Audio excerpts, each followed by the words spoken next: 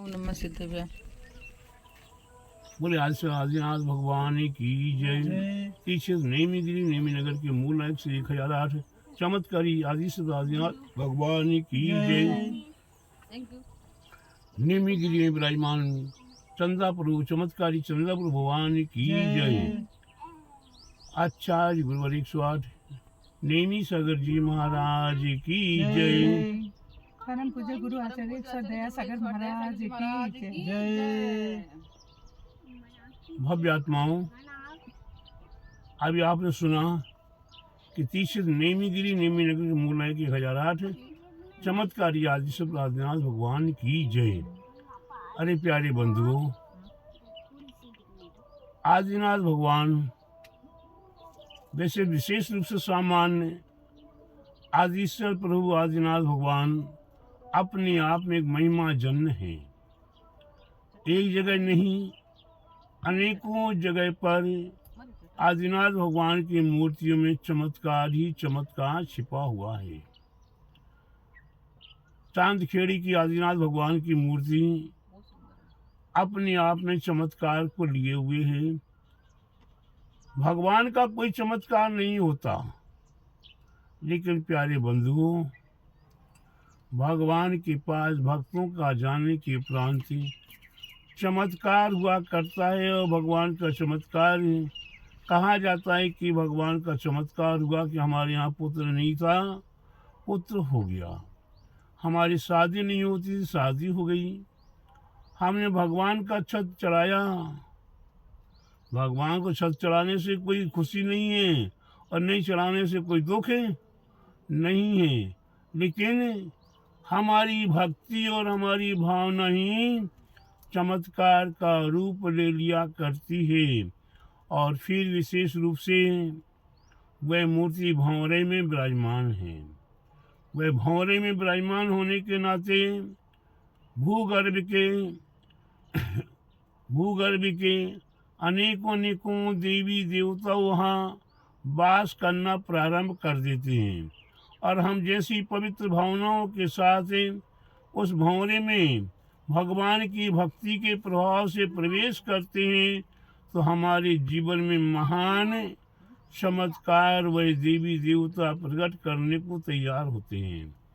राधा दीदी, एक बात आपको बहुत अच्छी बात याद आ गई। एक परिवार में 4 पुत्र थे। कितने पुत्र थे? 4 पुत्र थे। और चारों पुत्रों का अपने आप में एक पिता संचालन कर रहे थे। बड़ा पुत्र का शादी हो गया। बड़े पुत्र को पिताजी ने अपना काम धंधा जो व्यापार था उसे सौंप दिया। बड़ा बेटा वही व्यापार विधिवत संचालन कर रहा है। दूसरा बेटा बड़े बेटे से थोड़ी पट्टी नहीं खाई, वह थोड़ा बगल से हो गया, लेकिन पिता का पूरा पूरा भक्त था और उसे आदत पड़ गई जुआ खेलने की। काय की आदत पड़ गई राधा दीदी? जुआ खेलने की। और वह जुआ में जाता है और जुआड़ियों के पास बैठता है और वह उन्हीं के साथ जुआ खेलता है और अपार पैसा लेकर आता है। पिताजी के लिए पैसा आता था। पिताजी ने कोई ज़्यादा अपना रोष नहीं दिखाया। धीरे धीरे तीसरा पुत्र, उसे कोई व्यापार समय में नहीं आता, भाइयों के साथ पट्टी नहीं खाती, उसने व्यापार का रास्ता बदला और होलसेल में मंडी में चला जाता और वह अपने हिसाब से कमाई करके पिता को ला के देता। चौथा पुत्र राधा दीदी, उसे न व्यापार से मतलब है, न दुनियादारी से मतलब है और न बाजार से कोई लेन देन है। वह क्या करता? सुबह प्रातः काल उठता और भगवान का अभिषेक करने के लिए चला जाता। भगवान का अभिषेक करता, भगवान की शांति धारा करता और भगवान की भक्ति पूर्वक अनेकों पूजाएं करता।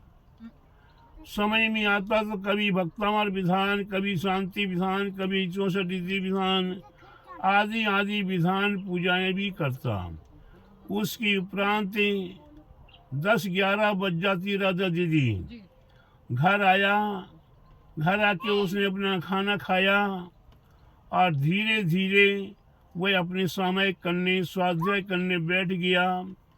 कोई साधु संत नगर में आ जाते तो 24 घंटे उनके आगे पीछे लग जाता। धीरे धीरे भाइयों में कोई विवाद नहीं था राधा दीदी, भाइयों में कोई विवाद नहीं था। लेकिन जब जो लुगाई आ गई देश देशांतर की, दूर दूरांतर की, भिन्न भिन्न माँ बाप की, और जब वो लुगाई आ गई तो उनमें विवाद शुरू होता है। और विवाद क्या शुरू होता है, कहाँ से शुरू होता? बड़ी बहू से शुरू होता। अब बड़ी बहू कहती है अपने पति को, तुम कब तक इतना करोगे? 4-4, 8-8, 6 लोगों का बोझ कब तक उठाओगे? आप अपना नहीं कर पाते, अपना खा पी नहीं पाते। आपको अपनी ड्यूटी पे जाना है, अपनी दुकान खोलना है, अपनी दुकान में मेहनत परिश्रम करना है, लेन देन करना है, और फिर आमदनी होती है तो और 3-3 देवर देवरानियां, उन सबको बांटो, सबको दो, सबको बना बना के खिलाओ। हमसे नहीं होगा। किसको दोष दे रही है? अपने पति को दोष देती हैं, हमसे नहीं होगा। पति बड़ा गंभीर था, लेकिन एक बात को सैकड़ों बार सुनेगा तो मन चंचलित हो जाता है। और मन चंचलित होते होते एक दिन मन में विचार आ गया। क्या विचार आता राधा दीदी? बड़े बेटे के मन में विचार आ जाता है कि पिताजी से कहा जाए कि पिताजी बंटवारा कर दो, सबको काम बांट दो। पिताजी ने बात को सुन लिया और कहा विचार करूँगा। अब विचार करूँगा ऐसा कह दिया।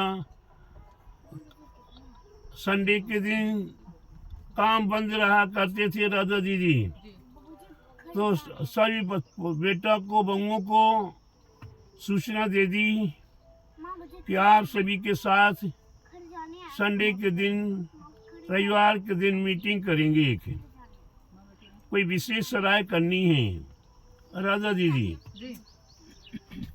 एक विशेष सराय करनी है। क्या सराय करनी है? वही बेटा बहू तो क्या विचार कर रहे हैं कि जो हमने कहा उसी बात पर ही पिताजी विचार करेंगे। बड़े खुश थे और पिताजी ने जैसे सभी को बुला लिया, आ गए सभी लोग, चारों बेटा चारों बहुएं। पिताजी ने क्या कहा राधा दीदी? विशेष बात है। क्या कहा कि मेरा विचार है, मेरा विचार है कि चारों बेटे चारों बहुएं एवं बच्चे सबके साथ एक यात्रा करने का विचार है, चारों धाम की यात्रा करने का विचार है। अब जब चारों धाम का सबके साथ विचार है तो सबसे पहले बड़ी बहू क्या बोलती है राधा दीदी? बड़ी बहू क्या बोलती है कि पिताजी अब 3 बेटों को, 3 बहुओं को ले जाओ, हम घर संभाल लेंगे, ये व्यापार संभाल लेंगे, और सभी चले जाएंगे तो घर और दुकान भी कौन देखेगा। पिताजी ने फिर कहा कि मेरा विचार है सभी के साथ यात्रा करने का। बड़ा बेटा छोटा बेटा बोलता है पिताजी हम आपकी बात के प्रति सहमत हैं। दूसरा बेटा बोलता है हम भी सहमत हैं। तीसरा बोलता है हम भी सहमत हैं। अंत में बड़े बेटे को भी हाँ में हाँ बोलना पड़ा। पिताजी ने पूरी तैयारियां कर ली और तैयारी करके लश्कर पूरा तैयार हो गया। अब पिताजी ने रवाना हुए। कहाँ से रवाना हुए? दिल्ली से रवाना होते हैं, सीधे शिखर जी की ओर चलते हैं। रास्ते में बनारस स्टेशन पड़ा और बनारस में देखते हैं पिताजी कि कुछ सामान कम पड़ गया। सामान कम पड़ गया, क्या करें अब? बड़े बेटे को बुलाया, बड़े बेटे के लिए 20,000 रुपये दिए और कहा कि बेटा फलाना फलाना फलाना सामान लेकर आना है।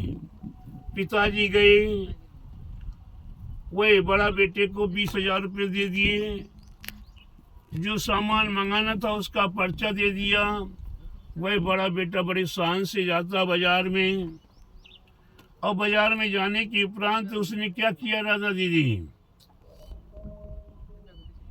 उसने देखा मार्केट बहुत अच्छा है, बाजार बहुत अच्छा है। 20,000 रुपये का कुछ माल खरीदा, बिक्री किया। 20,000 का 40,000 रुपये कर लिया। क्या हुआ? 40 कर लिया। 20,000 का सामान लिया और 20,000 पिता को वापस लौटा दिया। और पिताजी के सामने बड़ी बहू प्रशंसा करी, हमारा पति कितना होनहार है, सामान भी ले आया, 20,000 वापस भी ले आया। ठीक वहाँ से चलते हैं, आगे बढ़े, ईसरी पहुँच जाते हैं। ईसरी पहुँचने के उपरांत फिर सामान कम पड़ गया था। फिर वहाँ से सामान के लिए पिताजी ने देखा, पर्चा बनाया और दूसरे नंबर के बेटे को बुलाया और उस बेटे को 20,000 रुपये देते हैं और वह सामान का पर्चा देते हैं। वह भी ईसरी मंडी भी अपने आप में एक विशेष मंडी है। वहाँ जाकर वह बच्चा, वह दूसरा पुत्र यहाँ वहाँ से मंडी को देखता है और मंडी में से समय में नहीं आया और उसकी आदत तो थी जुआ खेलने की। वहाँ जुआड़ी लोग मिल गए राधा दीदी। कौन मिल गए? जुआड़ी लोग, जुआ खेलने वाले मिल गए और उनके साथ वो जुआ खेलने लगा। जुआ खेलते खेलते 20,000 का 60,000 रुपया कर लिया। अंत में 20,000 का सामान लिया और लाकर पिताजी को सामान सौंपा। और शेष कितना रुपया राधा दीदी? 40,000 रुपये सौंपा। अब बड़ी बहू का चेहरा उतर गया, बड़े बेटे का चेहरा उतर गया कि जो कुछ नहीं करता था, जुआ खेलता था, और उसने इतना सामान भी ला दिया 20,000 का और 40,000 पिता को दिए। हमसे तो बड़ा काम किया। खैर कोई बात नहीं है। वहाँ से जाकर शिखर जी की यात्रा करके वापस लौटे। वापस लौटते लौटते राधा दीदी कहाँ आते हैं? इलाहाबाद। इलाहाबाद में वहाँ कौशाम्बी आदि के दर्शन करने के लिए पहुँचे। देखा सामान कम पड़ गया। जब सामान कम पड़ गया तो पिताजी ने फिर पर्चा बनाया। क्या किया? फिर पर्चा बनाया और 20,000 रुपये दिए तीसरे बेटे को। तीसरा बेटा इलाहाबाद जाकर सामान खरीदता है, सामान देखता है और उसे व्यापार की कला थी। उसने होलसेल में देखा और माल लेन देन करना शुरू कर दिया। करते करते उसने कितना कमा लिया? 60,000 कमा लिया। 20,000 का सामान ले लिया। 20,000 रुपये का सामान और 60,000 पिताजी को ला कर दिया। अब बड़े बेटे और बड़ी बहू का तो ताजिया ठंडा पड़ गया और पिताजी मध्यस्थ हैं अब धीरे धीरे धीरे धीरे वो यहाँ बंडा पहुंच गई। राधा दीदी कहाँ पहुंच गया? बंडा पहुंच गई। बंडा में जाकर देखते हैं कि सामान कम हो गया। सामान का पर्चा बनाया और सामान का पर्चा बना के चौथे पुत्र को बुलाया, जिसने कभी बाजार देखा नहीं था, कभी लौंग इलायची, बाजार में सब्जी भी नहीं खरीदी थी। ऐसा वही छोटा पुत्र 4 नंबर का, उसके लिए पर्चा दिया पिताजी ने और 20,000 रुपये दिए। क्या होता है राधा दीदी? 20,000 रुपये दिए और सामान का पर्चा दिया। जैसे ही वो सामान का पर्चा लेता है, विचार करता है इसमें क्या लिखा समझ में नहीं आ रहा है। 20,000 रुपये दिए, क्या करूँगा इसका? धीरे धीरे उसे पता लगता है राधा दीदी कि बंडा के अंदर सुंदर नेमीगिरी बना हुआ है। बहुत सुंदर आदिनाथ जिनाले, बहुत सुंदर बना हुआ है। वो नेमीगिरी आ जाता है। नेमीगिरी में आकर देखता है कि सोने की झाड़ी नहीं है राधा दीदी। उसने सोने की झाड़ी खरीद ली और सोने की झाड़ी खरीद के बढ़िया बढ़िया चांदी के बर्तन, पूजा के बर्तन खरीद लिए और अष्ट द्रव्य खरीद ली। भगवान का अभिषेक किया, शांति धारा किया और धीरे धीरे पूजा करना शुरू कर दिया। पूजा करते करते राधा दीदी सुबह से शाम होने वाली है। बहुत अच्छी लगती है। बाजार ही नहीं गया, भूल गया। बाजार खरीद सामान खरीदना भूल गया। पिताजी ने क्या कहा था भूल गया। अब धीरे धीरे क्या होता है राधा दीदी? राधा दीदी सुनो तो सही। हाँ, सुन रहे हैं। क्या कहता है, क्या होता है? वही चमत्कार में वहाँ चमत्कार होना शुरू होता है। अरे क्या होता है कि पिताजी इंतजार कर रहे हैं कि अभी तक बेटा नहीं आया, बेटा कहीं उलझ तो नहीं गया, कोई झगड़ा झमेले में तो नहीं फंस गया। पिताजी पुत्र का इंतजार कर रहे हैं कि अभी तक उसने सुबह का भी खाना नहीं खाया था, शाम का भी खाना नहीं खाया, छूटा जा रहा, रात को नहीं खाता है। यहाँ धीरे धीरे क्या होता है? गाड़ियाँ, बैलगाड़ियाँ आना शुरू होती हैं। ये काय की बैलगाड़ी भरी हुई है? गेहूं की बैलगाड़ी भरी हुई है। एक नहीं अनेकों बैलगाड़ियाँ आ गई। चने की बैलगाड़ियाँ आ गई, दाल उड़द आदि की बैलगाड़ियाँ आ गई, घी के पीपा आ रहे हैं और मसाला दुनिया का सामान है। एक नहीं सैकड़ों बैलगाड़ियाँ आ गई। पिताजी के सामने समस्या दिख रही है कि ये माल कहाँ से आया। पिताजी पूछते हैं बैलगाड़ी वालों से, तो वे पिताजी को बताते हैं कि आपके छोटे बेटे ने भेजा है। क्या? आपके छोटे बेटे ने भेजा है। धीरे धीरे पिताजी घबरा गए कि मैं इतने सामान का क्या करूँगा, कहाँ रखूँगा? मेरे को व्यापार थोड़ी करना है। अब इतना पैसा भी हमारे पास नहीं है, इनका पेमेंट कौन करेगा? इतने में सामने वाले बैलगाड़ी वाले बोलते हैं कि बाबा जी आपके पुत्र ने पूरा पेमेंट कर दिया। क्या कर दिया? पूरा पेमेंट कर दिया, आप केवल माल उतरवा लीजिए। पिताजी टेंशन में और भी टेंशन में, इतने माल का क्या करूँगा, कहाँ रखूँगा? और पुत्र अभी तक नहीं आया। सूर्यास्त होते होते पुत्र अपने पिताजी के पास जा रहा है। जाते जाते उसे रास्ता नहीं मिल रहा, इतनी बैलगाड़ियाँ लगी हुई हैं।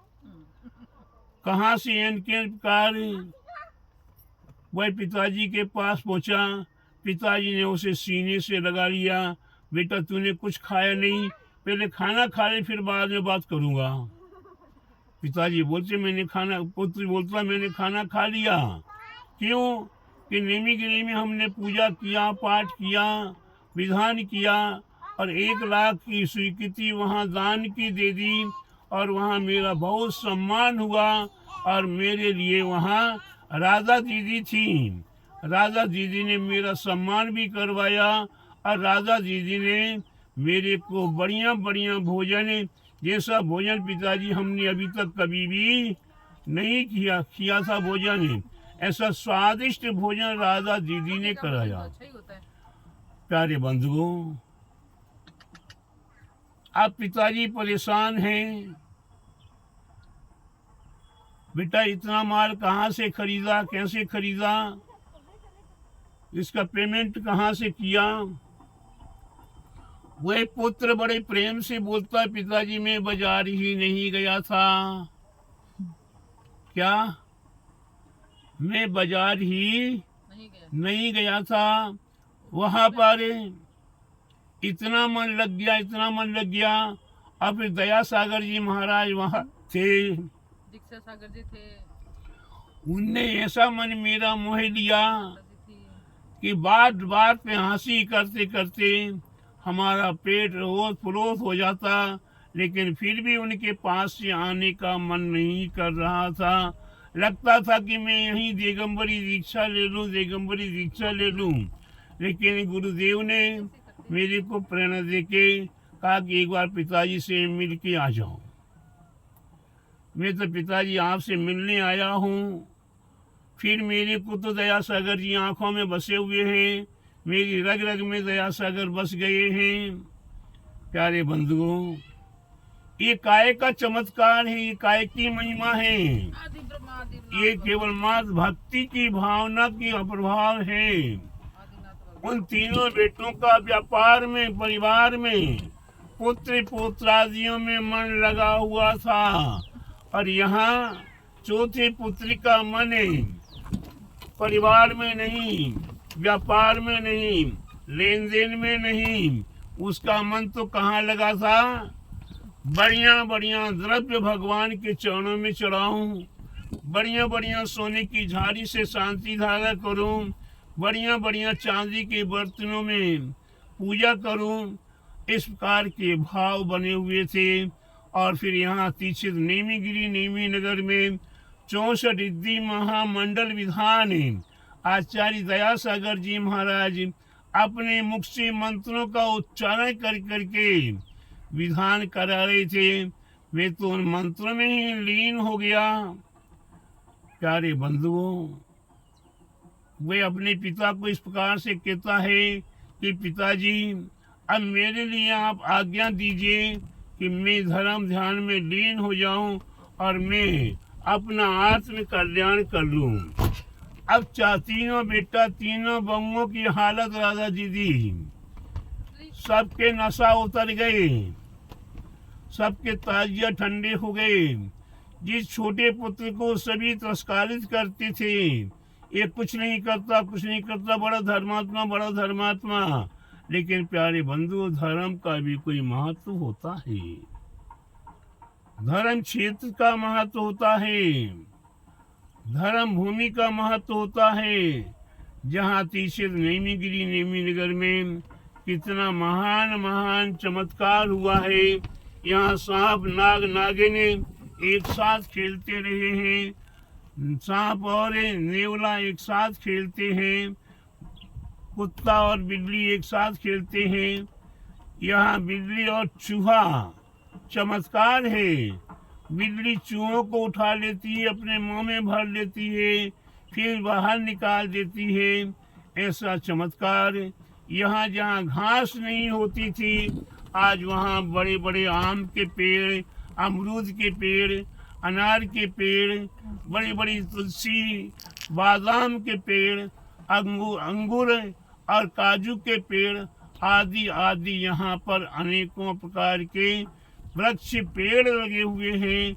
ये काय के प्रभाव से, ये धर्म के प्रभाव से, और फिर विशेष रूप से चमत्कारी आदिश्वर प्रभु आदिनाथ के चरणों में निरंतर अखंड दीपक जल रहा है। जब से पंच कल्याणक प्रतिष्ठा हुई राधा दीदी, तब से वह अखंड दीपक जल रहा है।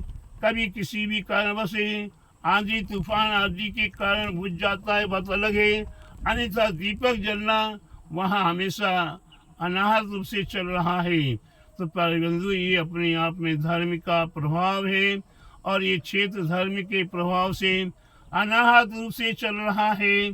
और अब यहाँ सिद्ध गुफा, यहाँ सिद्ध क्षेत्र गुफा एक नहीं लगभग 20-30 सिद्ध क्षेत्रों की रचना होगी। उन 30 सिद्ध क्षेत्रों की रचना में संबित शिखर, गिरनार, चंपापुर, भागलपुर, मंदारगिरी, कोलुआ पहाड़, नैनागिर, द्रोणागिर, कुंडलपुर, आहार जी और भी अनेकों सिद्ध क्षेत्रों की रचना होने जा रही है। आप सभी ऐसे धर्म क्षेत्र में, पुण्य क्षेत्र में अपना तन मन धन अर्पण कर समर्पण करें, अपने जीवन को पुण्यमय करें। ये अक्षय क्षेत्र है, ये तीर्थ क्षेत्र है। भगवान पारस प्रभु का समोषण नैनागिर में आने का उल्लेख बताया जाता है। तो प्यारे बंधु, ये नैनागिर से 25 किलोमीटर ही बंडा है। ऐसे बंडा में भी भगवान पारस प्रभु का समोषण अवश्य आया और ऐसे क्षेत्र को तीर्थ क्षेत्र के रूप में नेमीगिरी बना हुआ है। आप आइए और अपने पुण्य कमाइए, अपने इस भव परभव की आत्म कल्याण की तैयारी कीजिए। बोलिए महावीर भगवान की जय। ईश्वर प्रभु आदिनाथ चमत्कारी आदिनाथ भगवान की जय। श्री पारसनाथ विघ्नहर पारसनाथ भगवान की जय। बोले आचार्य गुरुवर 108 नेमी सागर जी महाराज की जय। नेमी प्रणता परम पूज्य आचार्य गुरु 108 दया सागर जी महाराज की आचार्य संघ की जय। नमोस्तु गुरुदेव।